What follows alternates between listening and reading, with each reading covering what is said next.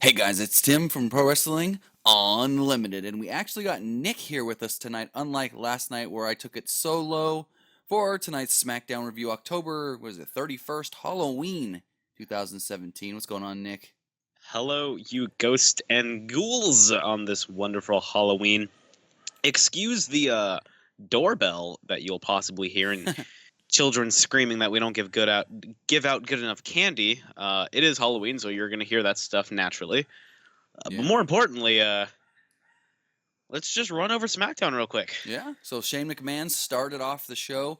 He addressed the stuff with Daniel Bryan coming to Raw, getting attacked by Kane. He addressed his sister coming back on Raw, naming Kurt Angle the captain of Team Raw, and then named himself the captain of Team SmackDown. And then they started a Under Siege chant yet again.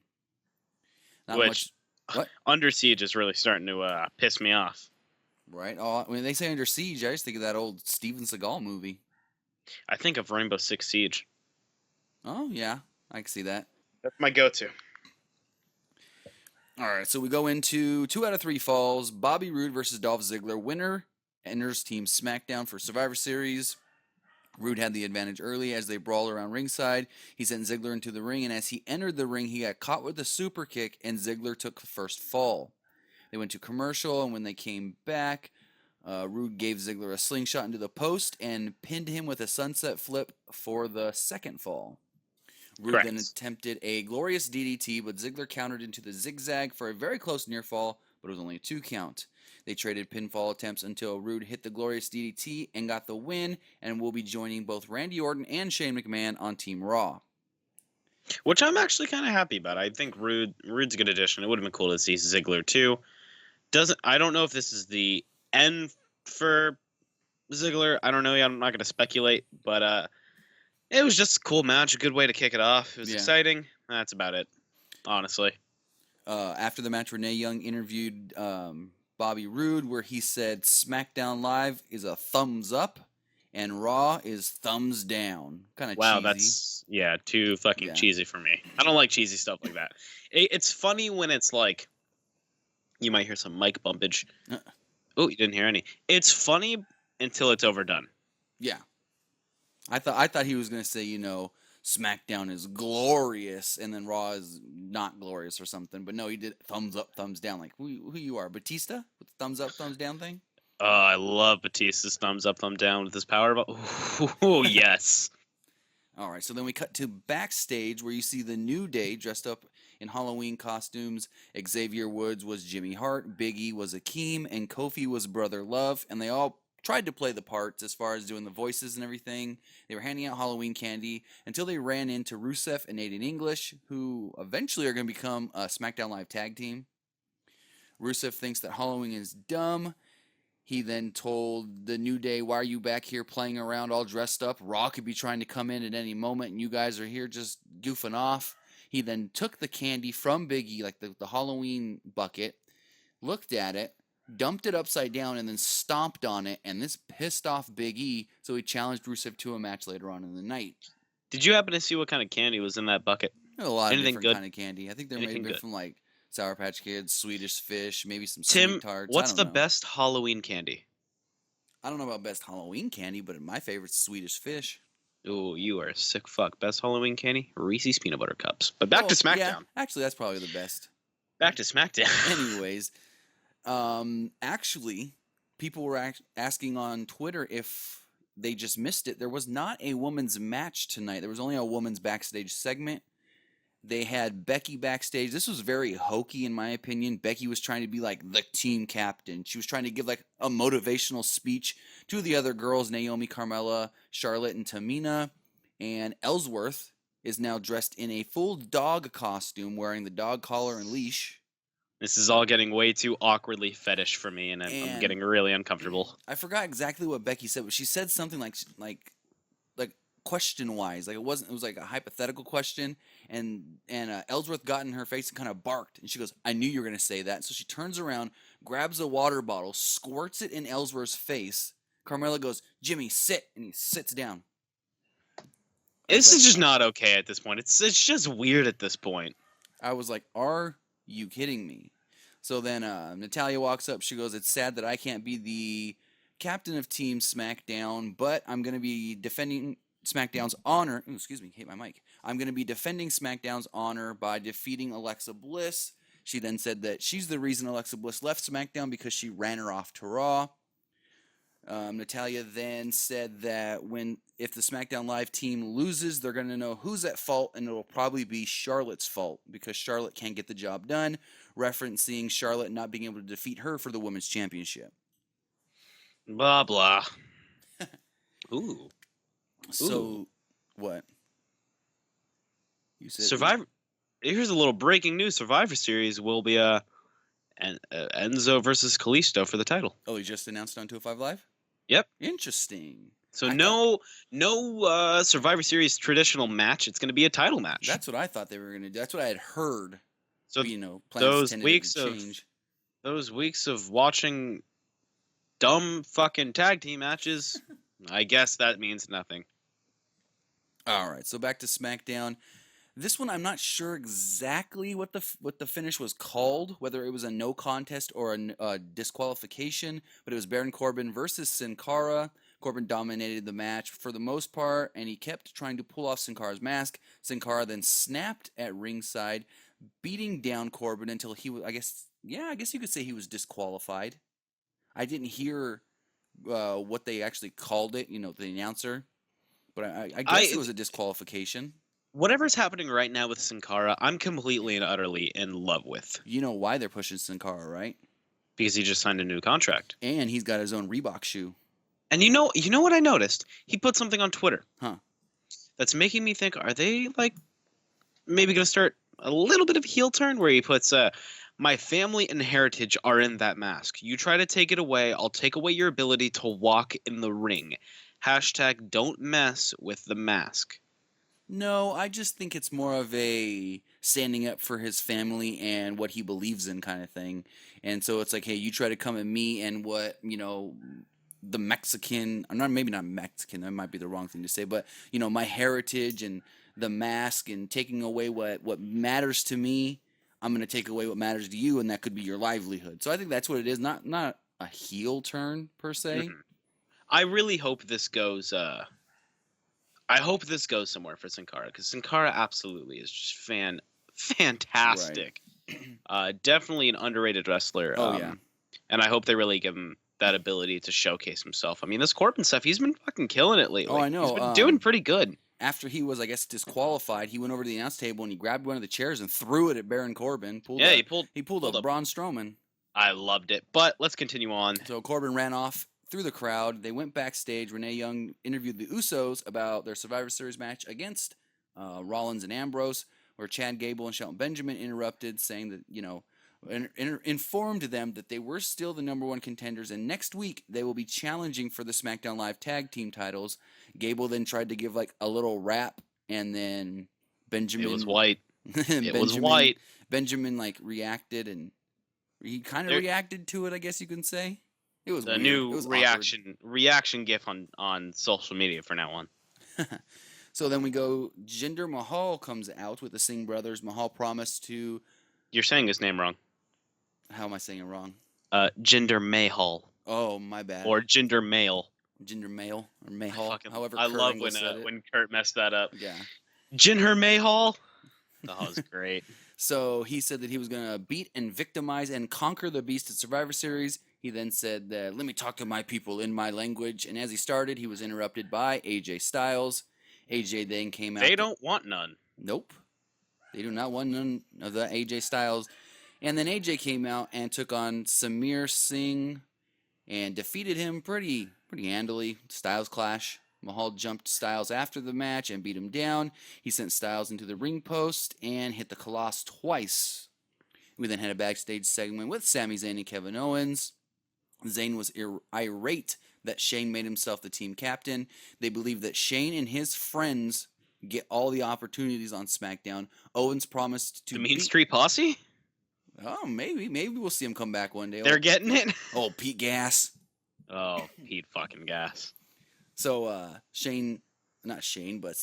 Owens promised he would beat Shinsuke Nakamura tonight and then, go on to lead Team SmackDown and not let Shane be the captain, and then it would be the Sammy and Kevin show. As far as no, Sammy said it would be the Kevin and Sammy show, and then once again Owens corrected him, saying no, no, no, the Sammy and Kevin show. They're such a gross middle school couple. I fucking love it. It's the greatest bromance in all of wrestling. It's a straight up romance, is what it is. Sammy is his guardian angel. He's always there to protect. I love it. So then I want someone like that in my life. So then we had a Bludgeon Brothers video. I really thought that they would like have him debut on Halloween night, but I guess not. I don't fucking care. I don't Most fucking people care. probably don't anyways. So we then had Rusev versus Big E. Rusev took a lot of this match, throwing Big E into the ring post at one point. Big E made a comeback and took down Rusev. English started singing and then attacked Woods. Big E took out English with the big ending, and then Rusev nailed him with one of his, like, I guess it's like a brogue kick, but we're not calling it a brogue kick. It was like to the back of the head. I love that. It's very similar to a brogue kick. It's very like But he does painful. He sometimes does it as a brogue kick, and then he sometimes does it as a super kick. So either way, it's fantastic. yeah, so he beat Big E, who was still dressed up as Akeem. We then went backstage. Renee Young interviewed Sin Cara about the importance of his mask. This is what you pretty much talked about with that tweet. He said that what Corbin did was very disrespectful. He went through hell to get his mask, and he will go through hell to keep his mask. We then had my favorite part of the whole entire SmackDown. Shane McMahon was in his office, and excuse me, Shane was in his office on his cell phone, and someone knocks on the door. So he says, "Hey, come in." Aiden English walks in and asks him, "How are you doing on this fine holiday? How are you doing celebrating this holiday?" And Shane kind of looks at him like, "What? Halloween?" And then out of nowhere, like flies in like an Uso would, just jumps in the frame, throws his arms out, and just yells, "Rusev Day!" with the biggest smile on his face. Rusev is the greatest in the world. Rusev is probably one of my favorite people. Oh, yeah. Not even wrestlers, just people. Oh, yeah. He then said, "Did you see what I did out there to Big E? Did you see what I did last week? I should be on Team SmackDown." And then Shane said, "Yes, you do deserve a spot on Team SmackDown, but you will have to earn it next week, as you will take on AJ Styles in a qualifying match. So unfortunately, Rusev won't be on Team SmackDown." He might lose, but you know, at the end of the day, I don't give a fuck. He is impressive. That probably will be a good match. Yeah, it'll be great. Like I was gonna tell you this. What I think is gonna happen is Rusev's gonna put on a hell of a match that's really gonna get the crowd to really be on his side comedically and wrestling wise. Because when was the last time you saw a good comedic character that could wrestle? Maybe like Rich Swann. Not even, because Rich Swann he's not that comedic. He's just, I don't know. Dancey. Yeah. He can entertain, but he's not comedic. When was the last time you had a good gimmick where the guy had a good mix of like comedic humor, timing, and great wrestling ability? Maybe John Cena. That's what I was going to say, John Cena. John Cena has that ability to be funny. Daniel Bryan. So there's, I mean, definitely it's going to help out Rusev. But it's been a while. Like, there hasn't been somebody of recent. I know some people like to try and say that Dean Ambrose is funny, but he's really not. Like, he's so wacky. kind of off topic for a second. If you watched Table for Three last night, he said it when the Shield disbanded and they wanted him to become a good guy. His first thought was, "I don't know how to get the people to like me, so I'm just not going to try." It's literally what he said. It makes sense. So, anyways, back to SmackDown. We had the Fashion Files, which was a parody of Stranger Things, which they called Strange-er Things, and it's kind of awkward how giddy Byron Saxton gets when he sends it to the Fashion Files. I love Byron Saxton. He's so stupid, and I love him. So, talking about commentary, Tom Phillips was back this week, and the face fucker's back. And I did not, and correct me in the comments if I missed it, but I did not see a what was it? Jolly Rancher. Jolly Rancher promo done by the commentary team. I didn't see anything Jolly Rancher on this team, so he did not have the opportunity to say, "Keep on sucking." Keep on sucking. So, anyways, you go to Stranger Things, and I guess Fandango. I've never seen Stranger Things, so I don't know exactly what these characters are supposed to be. But yeah, neither am I. I'm above the age of like 7. No, Stranger Things is like, I yeah, just offended. it's a lot of Just kids, offended half of our audience. pretty much. It's a lot of kids, but it's like more of an adult kind of show. Anyways, um, so Fandango was like in like this like Texas Ranger kind of police get up, and then I guess Tyler Breeze is supposed to be a female named 11. That's what Mhm. and so Ty Dillinger walks in wearing the exact same costume, and he goes, "Another 11," and he goes, "No, I'm a 10." It's Ty Dillon. It's a perfect time. Yeah, so stupid. It was fucking hilarious. So when the lights went out, I can't stop laughing. Christmas lights then came on, and they yes. highlighted a picture of the Bludgeon Brothers. Oh boy. Oh no! Before this though, the Ascension came in, and I can't remember which one. I think it was Connor was wearing a Kane mask, with the hair and everything. So they start yelling "Under Siege." They thought Raw was attacking, so they beat him up. He's like, "No, it's just me. It's just me. It's just me." And then next week, apparently, it's going to be a Saw parody. Oh fuck yeah. So we'll see how that goes. And then we had the main event: Shinsuke Nakamura versus Kevin Owens. It's an all right match. So That was fine. Owens used a super kick at one point to get the upper hand. Nakamura made a comeback, used an enziguri. Sami Zayn then came down to try to distract Nakamura, but it wasn't useful. Owens then told Sami at one point, "Get that announce table ready." And as Sami did, he pulled the cover or the top off of the announce table and just threw it without looking. And he actually ended up, a fan got hit in the face by it. I don't know what's going to happen with that. The fan, I noticed security comes straight to the guy once it happens, and then he kind of disappeared. So I don't know if they like tended to him, if he was actually hurt or not. I think he's fine. But as they were going for that, as Sami was getting the table ready, Randy Orton's music hits, comes down, goes after Sami, puts Sami through the announce table, distracts Owens, and then Shinsuke Nakamura hits the Kinshasa on Kevin Owens and joins Team Smackdown. And that's how we end SmackDown. Yeah, it was fine. It was fun. Good Halloween edition to SmackDown. Out of 10, what do you rate it? Out of 10, maybe a 7, 6. I give it a 7.3. Now, here's a little thing. If you want to see a really good Kevin Owens Shinsuke Nakamura match, I'll put it in the description. If you guys are watching on YouTube, I'll put it on the description. It was from Ring of Honor, one of Kevin Owens' last big Ring of Honor matches. Great match. Yeah, and definitely. And if you want to hear more cool stuff, and let's say like, hey, I got to go for a car ride, or I got to go to school, or I'm in class and we get to listen to music, and you want to listen to the PWU podcast, but you don't want to go on YouTube, where are you going to find it? There's multiple different ways now. First off, the quickest way to get our podcast, the quickest way to get our reviews, first people to get the reviews will be our Patreon subscribers. For as low as $1, you can get $1. You can get downloadable versions of the Raw and SmackDown reviews off of Patreon the same night. Also, you could now find the Pro Wrestling Unlimited podcast on both iTunes and Google Play. So that way, and if you happen to go to iTunes right now and listen, go in the review section. Yes. Write the word "Under Siege," so we know where you came from. But thank you guys. Yes, we are now on. We've been on Patreon for a while. We're now on Google Play. We're now on iTunes. So that way, first off, you can take us on the go wherever you want to go.